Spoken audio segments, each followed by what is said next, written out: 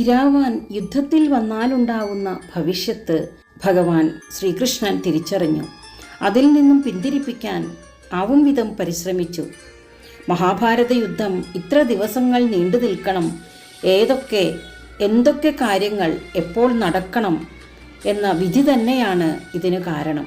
വില്ലാളിയായ ഇരാവാൻ യുദ്ധത്തിന് വന്നാൽ ആ യുദ്ധം പെട്ടെന്ന് തന്നെ അവസാനിക്കും എന്നതിൽ മാത്രമേ ഭഗവാന് സന്ദേഹമുണ്ടായിരുന്നുള്ളൂ.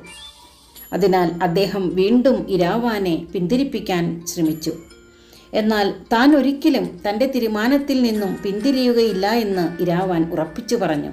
അപ്പോൾ ഭഗവാൻ പറഞ്ഞു, നിനക്ക് യുദ്ധക്കളത്തിലേക്ക് വരാം, എന്നാൽ ആയുധമെടുക്കുകയോ യുദ്ധതന്ത്രങ്ങൾ പറഞ്ഞു കൊടുക്കുകയോ അരുത്. അങ്ങനെ സംഭവിക്കുകയാണെങ്കിൽ നീ മരിച്ചു വീഴുന്നതാണ്. ഇരാവാന് അതിന് സമ്മതിക്കേണ്ടി വന്നു. അങ്ങനെ മഹാഭാരത യുദ്ധമായി. ഇരാവാന് യുദ്ധക്കളത്തിൽ വെറും കാഴ്ചക്കാരനെ പോലെ ഇരിക്കേണ്ടി വന്നു. കുരുക്ഷേത്ര യുദ്ധം 8-ാം നാൾ.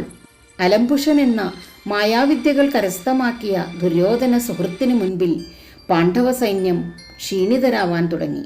അർജുനൻ പോലും പരാജിതനായി തേർത്തട്ടിലിരുന്നു. ഇത് കണ്ട് അങ്ങനെയല്ല, ഇങ്ങനെ വേണം അവനെ എതിർക്കാനെന്ന് തൻ്റെ ശാപം മറന്ന് ഇരാവാൻ വിളിച്ചു പറഞ്ഞു. ഒരു നിമിഷം അവൻ തന്നെ മറന്ന് യുദ്ധത്തിൽ ലയിച്ചുപോയി. യുദ്ധം മുറുകി വന്നപ്പോൾ, അർജുനൻ പ്രതിസന്ധിയിലായപ്പോൾ, അവസരങ്ങൾ ഒരുപാട് നിഷ്ഫലമാക്കി കളയുന്നു അർജുനൻ എന്ന് കണ്ടപ്പോൾ ഇരാവാൻ തന്നെ മറന്നു.